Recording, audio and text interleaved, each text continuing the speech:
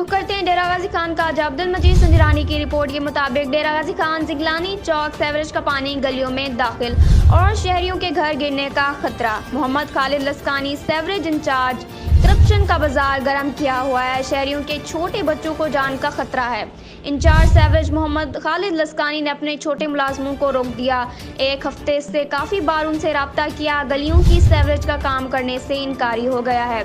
Sewerage in charge ज़ाती रंजिश की बिना पर शहरियों का नुकसान कर रहा है। शहरियों को मुश्किलात का सामना और शहरियों का मुतालबा है कि उनके खिलाफ कमिश्नर साहब और DCO साहब खुद एक्शन ले।